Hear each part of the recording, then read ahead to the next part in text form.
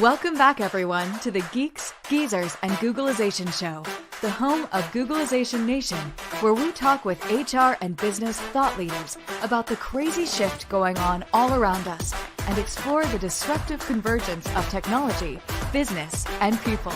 Here are your hosts, Ira Wolfe and Jason Cochran.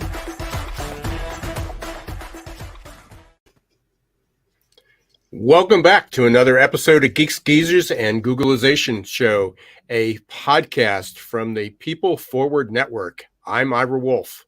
And I'm Jason Cochran. Thank you for being part of Googlization Nation. And if you think this is another podcast, think again. We are the heart and soul of the crucial conversations going on about helping you reimagine your tomorrow and exploring the convergence of people, technology, and business. And Ira, on this episode, we're really excited. We have communication expert Dr. Atkison joining us today, and we're going to explore how communication can help us thrive in the never normal. Specifically, she's going to explain how can we become more aware of our digital communications and how we can leverage brain science to communicate more effectively for stronger connections with others. And I know we've had several episodes here over the last few months, Ira, on the show around this topic of communication, but I'm not sure that we've taken a dive into communication during times of turbulent change like we're all experiencing right now. And while remote and flexible work is what most of us desire, there have been some initial challenges for those trying to make that transition. Now, the typical American worker now is going about 6.1 days without speaking with their manager, and a third of employees are reporting that they feel invisible working from home. So our listeners have probably heard me reference before the 4 principles of connection when we think about designing a healthy employee experience. And certainly effective communication processes, they're a huge part of that, especially now that more people are spread around the world and working from home. And interestingly, in our company, Do Lead, when we measure the 4 principles of connection, the score that's the lowest on the assessment is whether or not people feel like the company communicates changes when they happen. So even though I'm a huge advocate for remote and flexible work, I also know that we have some data showing that it has exacerbated some things that most organizations already weren't doing well, which is communicating effectively with staff. And it's vice versa. So there's a new report out that just dropped yesterday from one of our, an organization that one of our good friends is at, Gad Lebanon, from Burning Glass Institute. And the report is called Shifting Skills, Moving Targets, and Remaking the Workforce. Now, there's a lot of data. It's about a 44-page report. But they identified, and I haven't gone through the whole thing, so you'll probably hear about this for weeks to come, but they identified 4 big trends. One of them is digital skills in non-digital occupations. And you've heard me talk about that many times. You know, I've talked about 2/3 of all jobs will be 1/3 automated. That doesn't mean you get to go home at the end of, 25 hours. But everybody's going to have to learn new skills, even in non-digital occupations. The other one, which I'll dig into just a little bit, is soft skills in digital occupations. So the timing for this is perfect because this is right up Allie's alley. Visual communication was the 3rd trend, and social media skills was the 4th. Now, this is what was super interesting, and I'm going to have to pull up the report here just to be able to see it. But they looked at technical jobs, and people have been talking for years. They need soft skills. They need to talk to clients. They need to work together. They need to collaborate. And I think Jacob Morgan's one of the guys that another one of our guests and colleagues that talks about we got to stop talking about soft skills as soft. They're really important. But this was interesting. Out of mobile application developer, web developer, computer programmer, UI, UX designer, computer support specialist, those are the geeks. Those are the techie people. Here's the skills that they need to develop. Let me see if I can do this without screwing anything up here. So mobile application developer, number 1 skill they need, teamwork and collaboration. Number 2, communication skills. Web developer, number 1 skill, communication skills. Computer programmer, number 1 skill that they need, communication skills.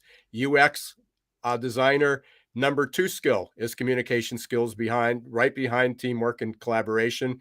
And then computer support, shooting is number one. Communication skills is number two.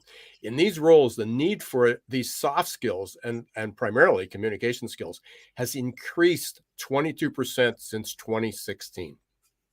That's incredible. And it just reinforces most of the important things that any of us ever learned in life were the things we should have been learning in elementary school in terms of being able to communicate and work with others. But that's exactly why we're excited to have Dr. Ali Atkison with us today. Is she's a communication expert, and she's going to teach us a lot about how to develop those effective soft skills around communication. Just a little bit about Ali before we bring her on. She is the president of ROI Communication Solutions, which provides speaking, consulting, and training services and professional communication skills backed by the science of how the adult brain learns. She also works collaboratively with trainers and instructors to teach brain-based training and education tactics. And her science-based techniques leverage knowledge about how the brain learns to ensure that learning is actually taking place regardless of the learner or context. And so without further ado, let's go ahead and welcome Dr. Ali Atkison to the Geeks, Geezers, and Googlization Show. Hi, guys. Thanks for having me. Thank you for joining us today, Ali. And I'll tell you, to start, why don't you just give us kind of the quick speed dating version of how you got to become a communication expert?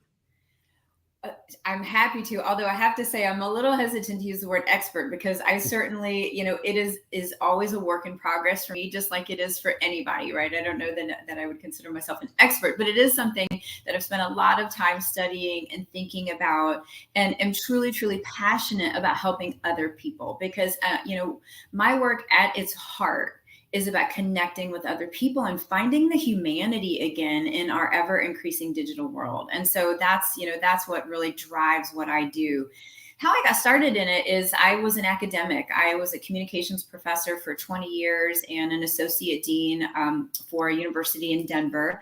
And back in the day, I actually, when I applied to grad school, which was like back, when dinosaurs roamed the earth, I was accepted to grad school on an assistantship, which meant that I was offered free tuition in exchange for teaching. And even though I actually didn't apply to grad school to teach, I had no designs on teaching at the time. When they offer you free tuition to a private institution and they say, if you'll teach, I would have done it no matter what. If they had said, can you clean the pool for free tuition? I would have said, absolutely.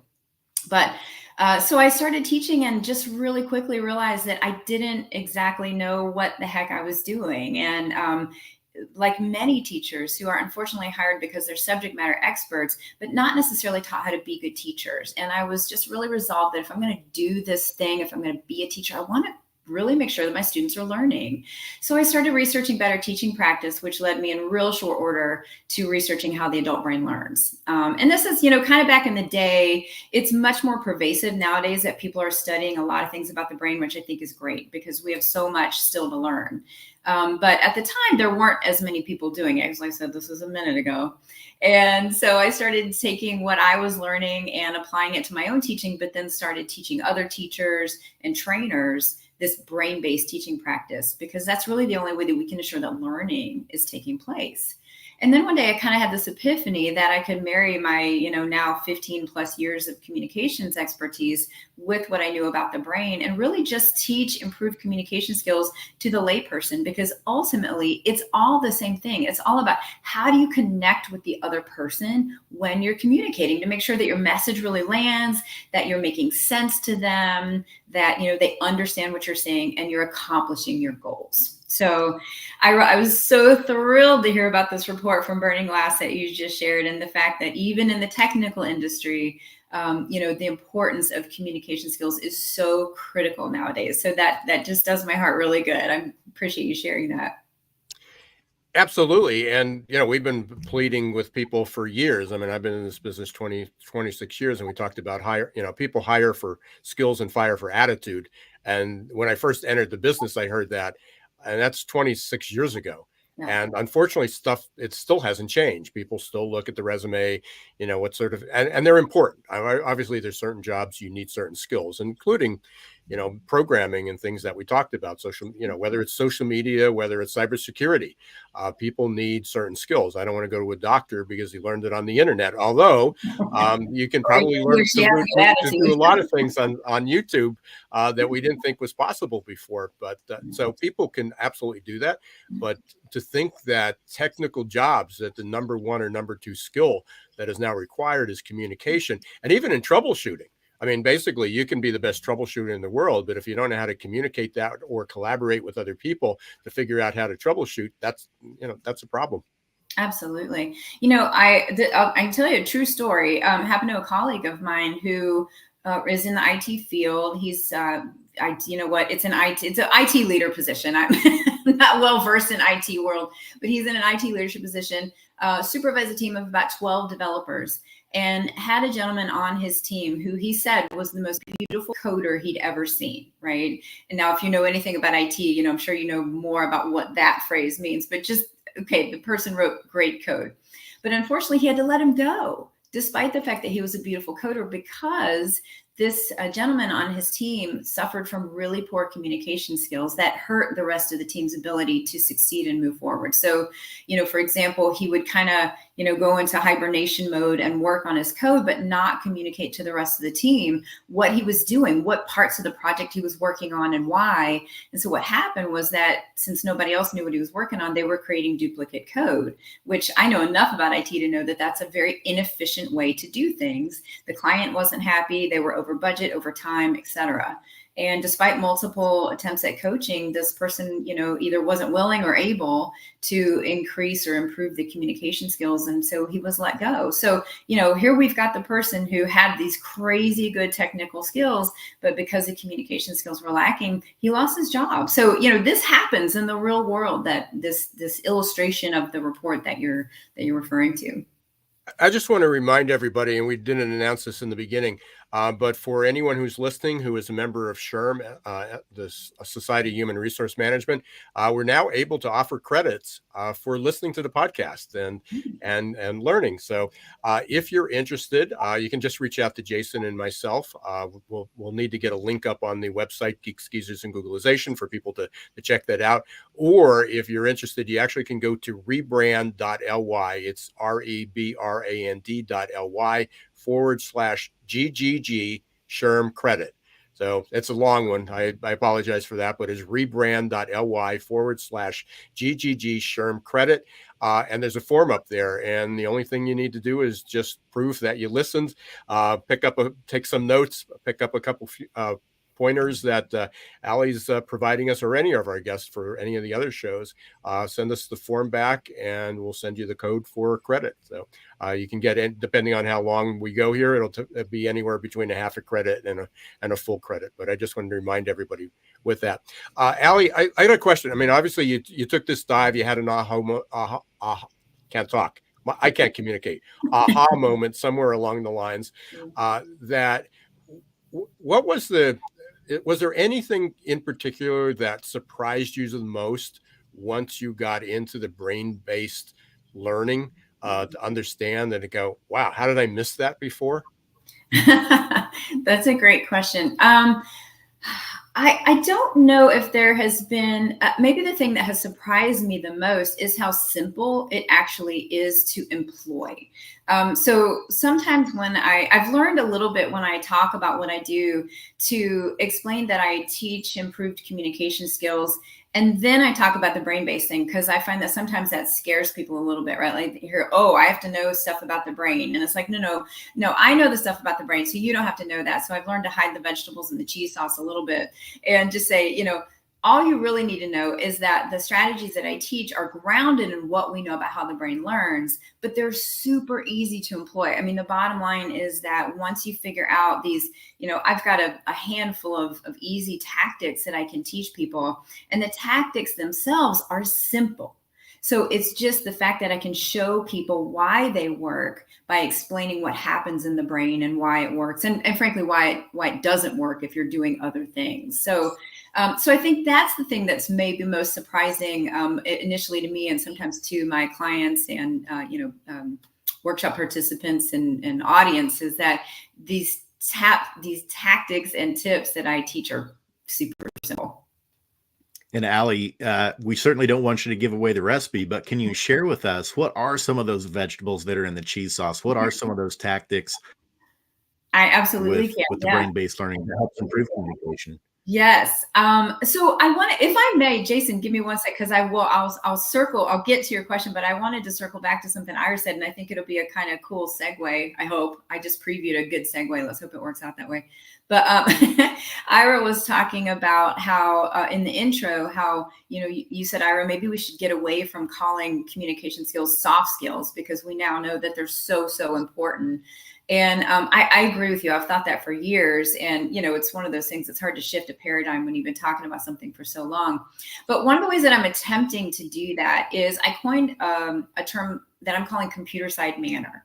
So it's a play on bedside manner. But the whole idea is thinking about how you show up as a communicator in all of your mediums. So knowing that, we are our brand all the time. So if you go to like a networking event or an interview or a presentation that's in person, it's very natural to think, oh, I'm going to bring my best self, right? Because, I'm going to meet Jason in person and I want to impress Jason, and I'll totally bring my best self. But for some reason, we don't tend to have that same approach necessarily, some of us, when we are communicating digitally. And so this term that I've coined, computer side manner, is this notion that it's time for us to remove this artificial delineation between our in-person self and our digital self, that all of it is who we are as a brand. It's who we are as a person, because most of us only know us by our communication, right? Or by our digital communication, I should say.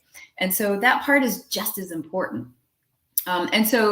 One of the things that I like to explain is that these tactics, Jason, that you're asking for, that I teach, they're all easily employed in person or online. Sometimes it's a little bit harder to do it digitally because, of course, we don't have the advantage of, touch and smell and things like that, and being able to really look a person necessarily in the eye.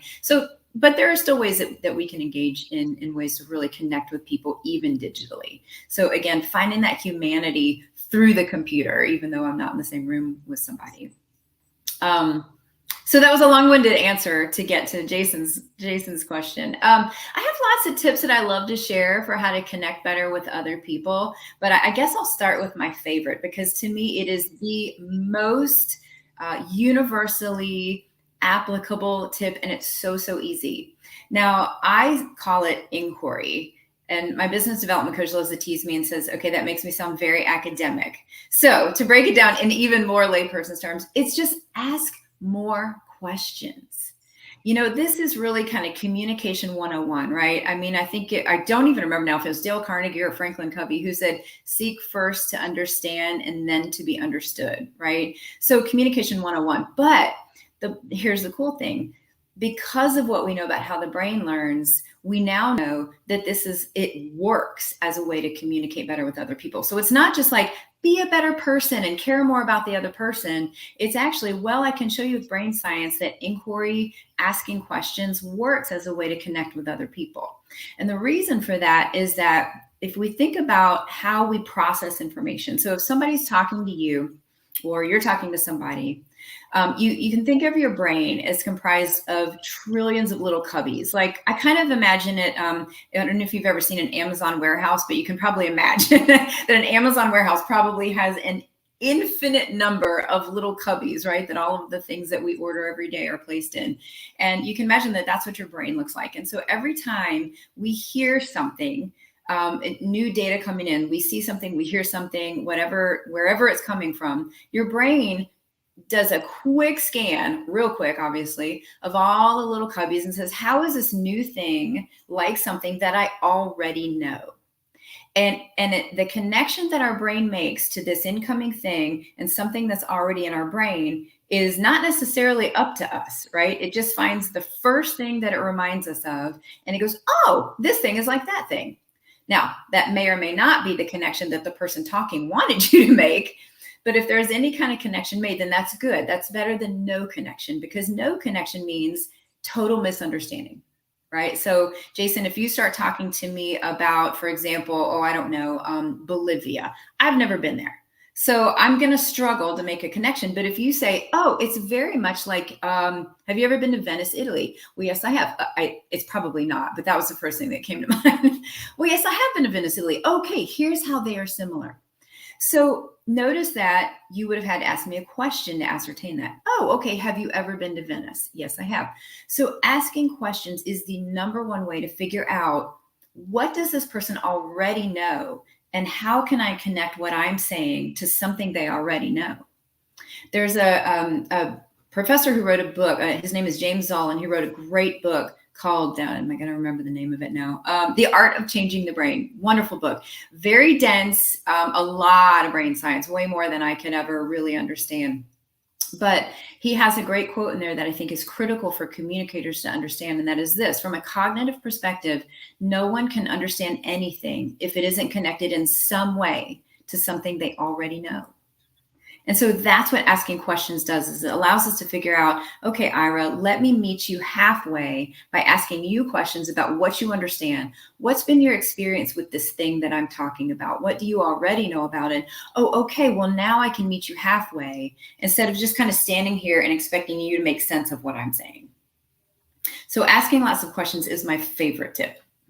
I love that, Allie. And a perfect case in point was a situation I was just in yesterday with someone. First time I was having a conversation with this person, and something he did was, after we were talking about a certain topic, he said, so if I'm hearing you correctly, and then he paraphrased what he was taking from what I was sharing. And then he asked, is that accurate?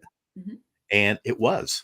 Great. And I was like, that's someone who has developed some phenomenal listening skills. And it's a clarifying question technique, reflective listening, to ask back, here's what I'm hearing you say. Is this accurate? And I love the way that you described it there, as we know that there's volumes and volumes of brain research that tells us those things work. Just a matter of, can we tactically make sure we're reinforcing those habits on the regular so that we can clarify our communication with each other? Exactly. I think, for many, many years, I think because communication is branded sometimes as soft skills, it feels very sort of woo-woo. And I think sometimes suggestions for improved communication tend to sound like, be a better person. And that feels really overwhelming to people. But if I can just say, you know what, I want you to take 24 hours and I want you to ask more questions. And then I want you to do that for a week, right? So just build baby steps toward building this, take baby steps toward building this as a skill, because the communication is a skill, just like learning a musical instrument or, learning to run a marathon, right? I'm not going to run out and run 26 miles my first day out. I could, but I don't even think I could, but in theory you could, but you would probably regret it and you wouldn't be very good at it and you wouldn't do it again. But if you run a half a mile the first day, a mile and a half the next day. So communication is no different, right? It's just a skill that you can build. And so one of the little tricks that I give clients with regard to learning to ask more questions is try to commit to a whole day where you never answer a question directly, you always ask a question in return. So, even something as innocuous as if my husband says, what would you like for dinner? Instead of just saying salmon, I would say, what did we have last night? Or I don't know, what sounds good to you? Or what's in the freezer? I mean, it really doesn't matter, right? It's just a sense of getting practice asking more questions. And the more you do it, the more better you'll be at it. And then not only will you be able to connect better with the people you're communicating with, but then of course, a natural, evolution of that is that you'll have better relationships because you seem more empathetic, even if you're not really, even if you really are just practicing this skill, but you certainly come across as more empathetic. My wife actually, sorry, Allie, my wife actually hates when I ask a question to a question. It's like, just answer the question. What do you want to eat? I made all the decisions. Let me just do that. I had a smile, and I know for the podcast listeners, you won't be able to see the smile, but I had a laugh when you said that dissociation that when somebody comes in. I mean, we've all experienced this. Somebody walks into the room we've never met before, and we associate them based on body language or, hairstyle or mannerisms or whatever it is. with maybe somebody we don't like, or maybe somebody we like, but we immediately associate them to no fault of their own, that they're either have a leg up or a leg down in building that relationship. So that's a good example. And the other one that I talk about all the time, and I talk about this more on the learning and unlearning, that we tend to think about learning as a hard drive, and we keep piling things in there and we store it, and maybe we'll need this another time. But then the hard drive gets filled up, and it gets filled up because when it stores, like our brain, it starts to store in any place that it can, in those cubbies. And what defragging does, I'm not going to derail geeky, but what a defrag does, it sort of goes and associates all, oh, this was the beginning of the sentence, this was the end of the sentence. Oh, this has a similar meaning. Oh, this was the beginning of the document, this was the end of the document, and it reorganizes things. My desk is the pattern is vertical piling. So when one pile gets too big, it starts another one, and then I try to arrange the piles into something.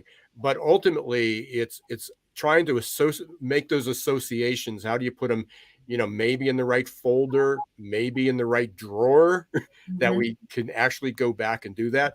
But we never think about that with communication. We just let the words fly, and we never try to engage the other person from the other end to get how do we keep their attention? Right. Well, and those associations we make are based on our individual experiences and memories, right? So I may have a very different association with a particular movie than you, or a particular smell, for example. There was a great story that was told on one of my favorite, my second favorite podcast, called Hidden Brain. If you've ever, I think Jason, you and I talked about Hidden Brain with Shankar Vedantam. It's a great podcast. And he was talking about how even smells are very subjective and, based solely on our experiences. And so the association we make with even smells is individual. And there was a woman who shared a story that when she was young, she used to drive through the country with her parents with the windows open, and her mom, she was like 4 or 5 at the time, and her mom would say, "Oh, I just love that smell." And she didn't really know what the smell was, but her mom was happy, she was happy, so to her this was a good smell. And then years later, she was driving with a group of friends in college, and they passed a skunk, and she said, "Oh, I love that smell." And all of her friends were like, "Oh, that's disgusting. What? You love the smell of a skunk? Are you crazy?" And that's when she realized, wait, what? Yes, I do, because for her, it had good memories. And so we can't help the associations we make with things, right? And so one of the best examples, to go back to asking questions and how important it is, I learned this really early on in teaching, because, very often when you're teaching, and again, really, it's no different when you're communicating with somebody and trying to get your point across, but sometimes you'll share, a definition or an example or a story, and you see a student trying to connect with it, and they'll go, "Okay, is that like the other day, I was at work and my boss came in and said to me," and you're going, "No, it's not like that at all." but you can't say that, because they've made a connection between something that happened to them and something you said. And so instead, what you do in that moment is you say, "Well, I don't know. Tell me more about why you're making the connection you're making." "Well, because you said, the word yellow, and my boss said the word orange, and to me, those are pretty similar." "Oh, okay. Well, that helps me understand the connection you're making. Let me help you bridge the gap now." So it allows you, asking more and more questions allows you to get closer and closer to mutual understanding. Instead of, being to go back to the teaching model, the sage on the stage, where I've got all the information and I'm just going to give it to you, and then it's up to you to figure out what to do with it. But rather, as communicators, we need to think of this constantly as a two-way street of collaboration, right? Hey, we're in this together. So if you don't understand me, ask me questions, I'll ask you questions, and eventually we'll get to mutual understanding. So questions are so great for that. And Allie, I know we've got to take a break here in just a minute, but I just want to reinforce what you and Ira shared there. The concept in psychology we often talk about in brain research, when you rethink through things from a metacognitive level, is it reconsolidates those memories. So for our listeners, Ira, you were talking about the defragmentation. The more that we think through the thinking in the ideas and the schemas that we've just built out from the day, if we take time to reflect on those and communicate on those things with other people, it takes it to where instead of that information being in all those bins, like you were talking about in the Amazon warehouse, where it might be spread out everywhere the first time you hear the concept or the first time you have the conversation, when you go through that process of reconsolidation, talking through those things that you just learned today with another person, it helps strengthen and it reorganizes that information and it strengthens that memory loop. It's absolutely fascinating how the brain does those things. So thank you for sharing, Allie, with us and Ira on why that is so important and how it's a simple technique all of us should do each day is before we go to sleep at night, think about the things we learned new today. Mm-hmm. We are going to take a quick break. You're listening to Geeks Geezers Googlization. We got Dr. Allie Atkison with us today, and we've been talking all about communication. And if you've ever wondered, why doesn't anyone listen to me?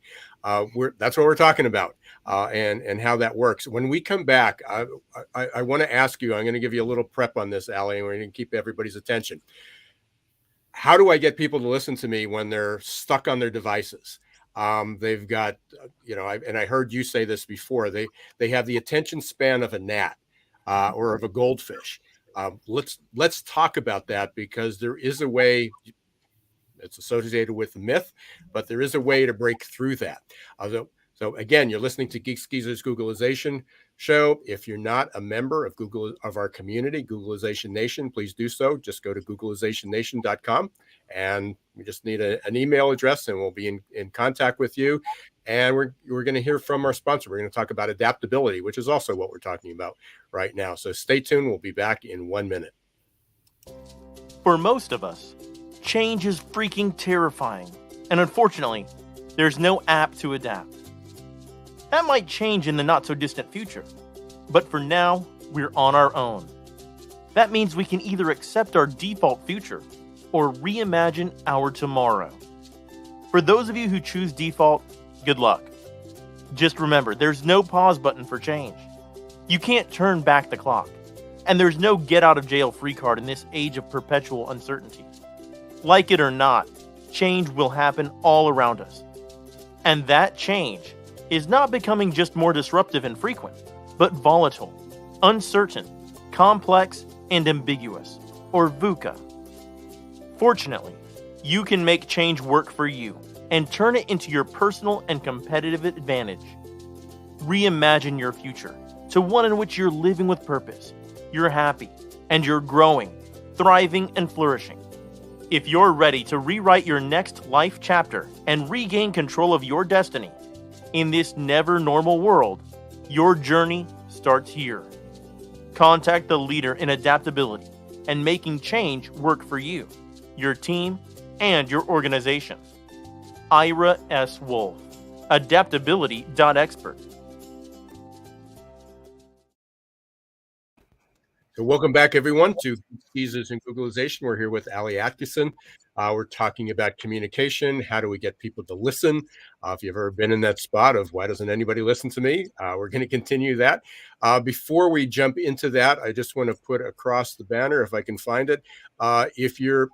We talked about the adaptability. We launched our program, AQ Mindset, AQ Plus Mindset. You can go up to aqplusmindset.com and learn about the first launch, which is our growth mindset coaching program.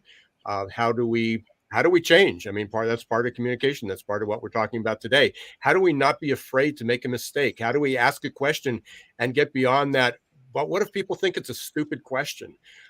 That's part of that growth mindset. And so people that are struggling, even with, hey, I've got a lot of questions, but you sit in the back of the class and you're afraid somebody's going to bully you or say it's a dumb question, or why did you ask that question? We were going to get out of class now, right? So, and you're going to hold them up. There is a way. And again, it's a matter of how do you become more comfortable with that. So you can check out aqplusmindset.com. Allie, before we left, I kind of threw the rock into the pond and talked about, I'm sure a lot of our listeners are wondering about it. We've all been in this position. We're doing a presentation and everybody's out there on their phone, and we don't know if they're taking notes or checking YouTube for a video because they're bored. Let's talk about attention, multitasking, attention a span because everybody seems to be on Ritalin and have ADD these days. Everybody thinks they have ADD, and maybe we do. But how do we get beyond that? And then what are some tips that people can do as presenters, teachers, parents, speakers, bosses to at least minimize it? I'm not sure we'll ever eliminate it, but to minimize it. Right.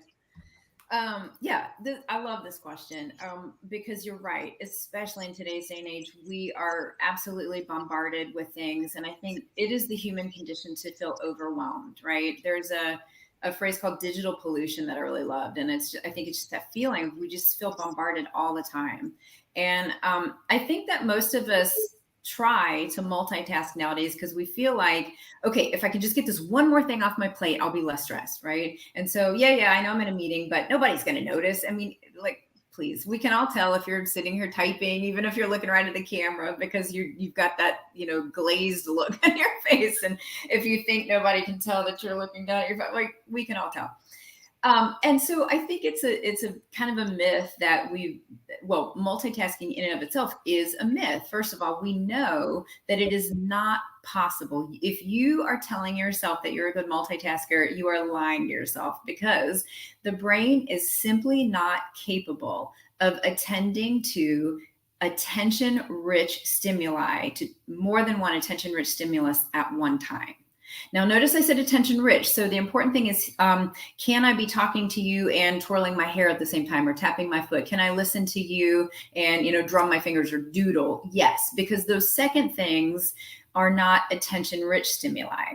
But what we're not capable of is doing complex tasks like talking and typing. Have you ever noticed if you try to do that, you type what you're saying instead of what you think you're trying to type? That's why, because the brain is just not capable of it. So no matter how much you tell yourself that, it's not true. What we can do, and what some people are a little bit better at, and in fact, sometimes some scientists say we're getting better as a species, is task switching, which is essentially switching from one task to another, quickly. Now, most of us are not very adept at doing that either, because again, if you're talking about attention-rich tasks, then it takes a second for you to go, all right, wait a minute, what was I focusing on? No, now I'm talking to Ira. Okay, I'm not typing the report anymore or the email to my kid's soccer coach about how to get where we're going or whatever, right? So you have to really reconfigure your context. And so that's one of the things that I think it is important that we can all do is realize that when you tell yourself you're multitasking, you're not. Because what happens is that now not only are you, not actually accomplishing two things, but you're not even doing either of them very well. Science also tells us that when we multitask, we actually increase our cortisol and adrenaline levels. So it increases our stress to multitask, not decreases it. And we actually lower our IQ in the moment when we're engaging in multitasking. So we literally get dumber. So if that is not reason for you not to try multitasking, I don't know what is. One of the other things to realize, and Ira, you mentioned this about the attention span of a goldfish, right? Because I've heard that one a lot. Like, oh, I heard this thing that now because of the digital world, we all have the general attention span of a goldfish. And that's actually not true for two reasons. One is that it turns out that goldfish don't have short attention spans. That is a myth. There's a person who actually studies goldfish behavior who has confirmed that goldfish are actually quite capable of paying attention and learning, which I thought was great. But also that our attention spans are no different now than they were 50 years ago, than they were 100 years ago. What's different is that there are more things competing for our attention. That is most certainly true. But the bottom line is that attention is selective. So if we are genuinely interested in what's happening in front of us, then we're going to pay attention. Think about when you watch a movie or a television show that you really like, or a hilarious video or a cute puppy video. Most of the time your attention isn't pulled away from those things because you're genuinely interested. Now, again, but there are more things competing for our attention. So part of going back to Ira's other question, what else can we do? When we are committed to being engaged with, for example, a meeting or a conversation with a professional colleague or a loved one, then we can turn off the devices that compete for our attention. If I'm working on a project proposal for a client, then I turn off my email. I turn off my text. I make sure that all my little alerts on my computer can't buzz and ding at me so that I don't get distracted. So little things like that, that we can do.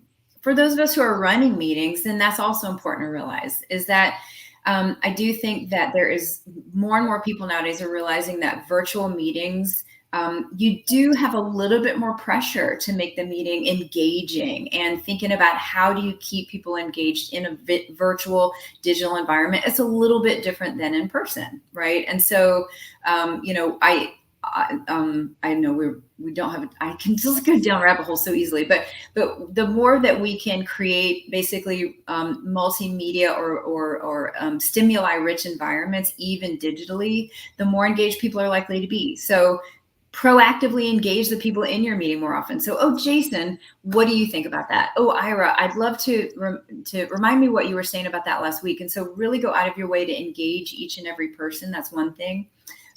Move around more. I mean, even, as a speaker, we tend to think like just because we're on Zoom, we have to do the sort of, picture in picture kind of thing. But believe it or not, even something as simple as me just, waving my hands and saying, hey, okay, so here's what I was thinking, I'm going to get your attention more than if I'm just sitting here being like this.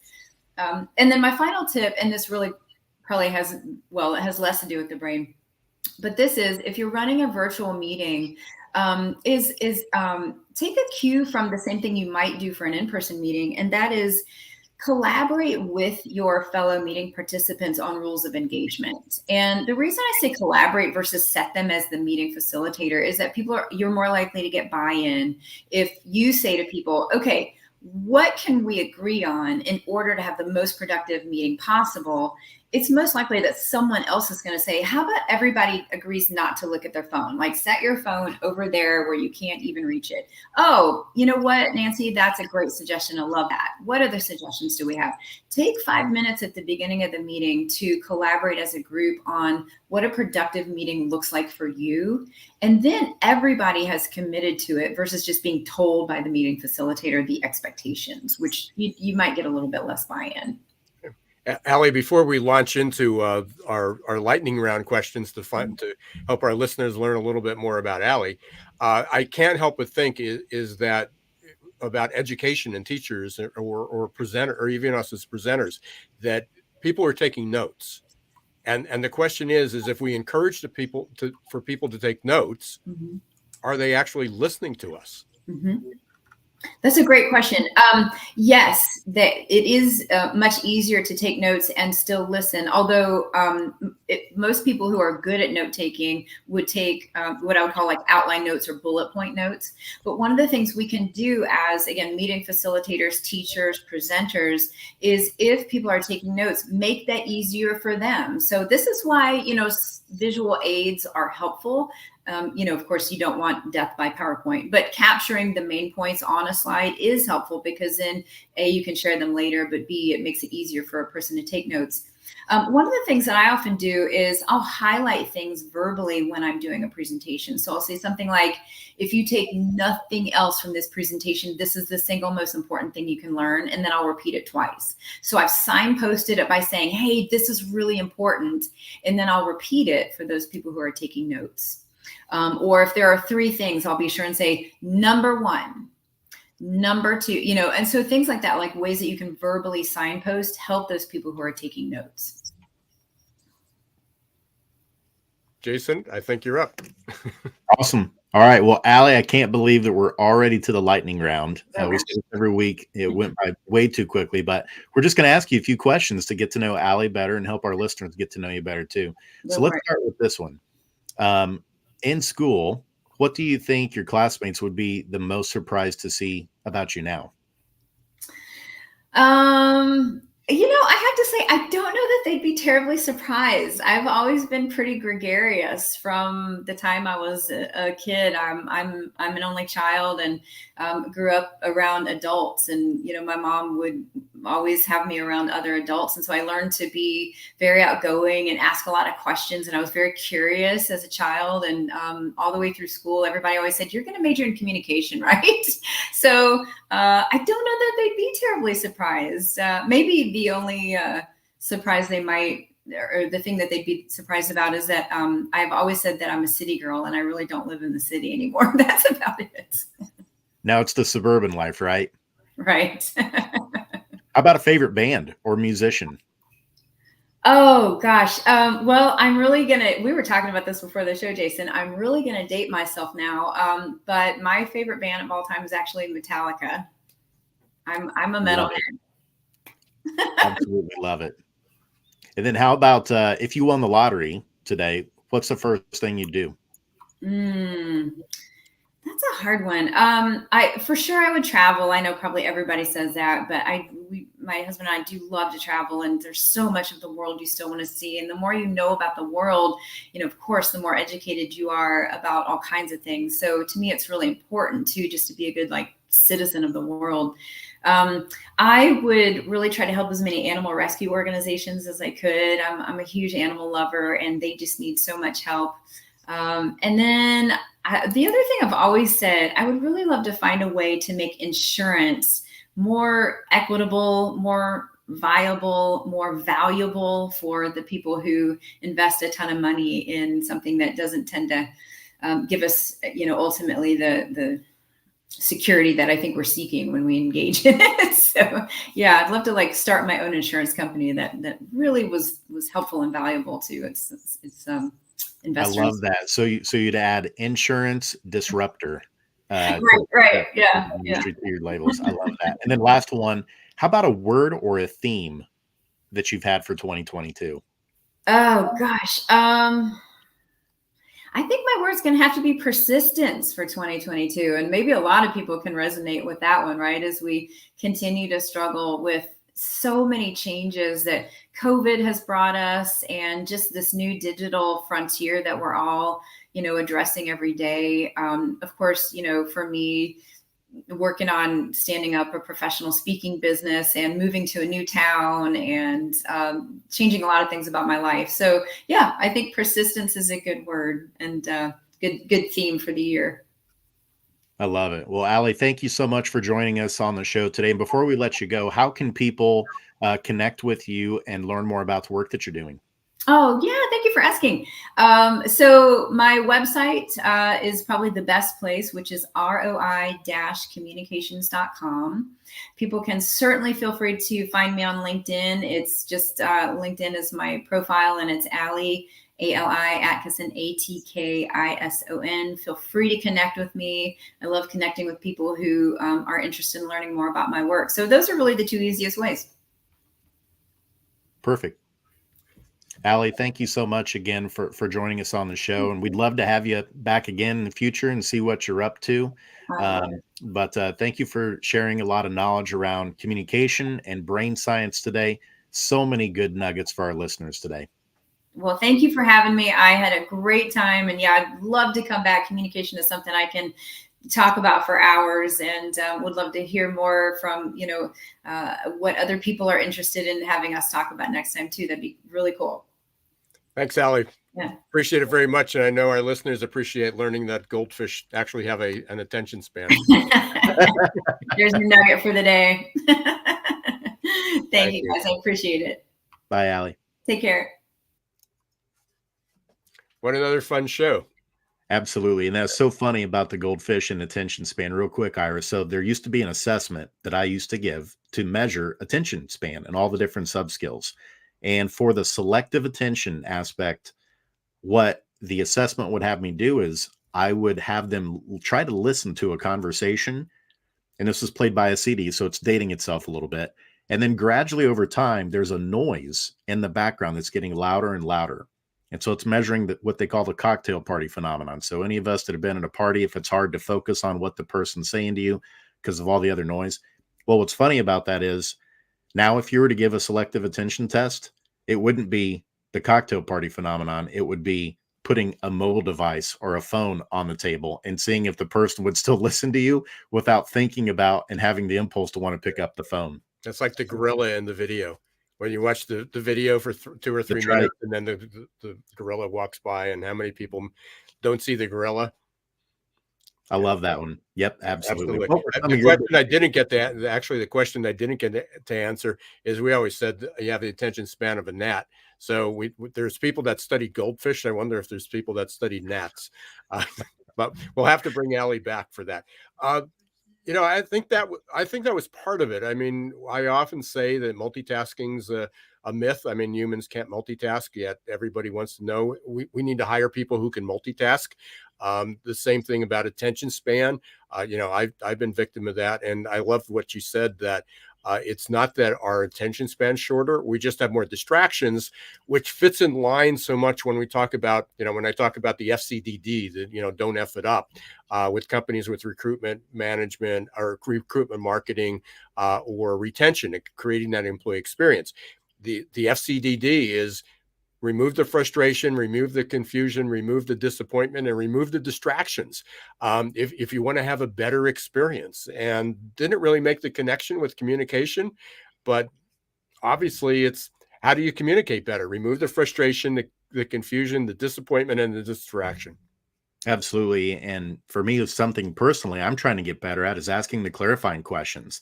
And that's what Allie said was one of her favorites today. And it's one of those things that's not hard to do, but I think it's a challenge to develop that habit because we just often don't ask questions that way. We rush to judgment thinking we understood what someone said and start working on it. But taking those few seconds or few minutes to say, if I'm hearing you correctly, let me say this back to you. Is that what you mean?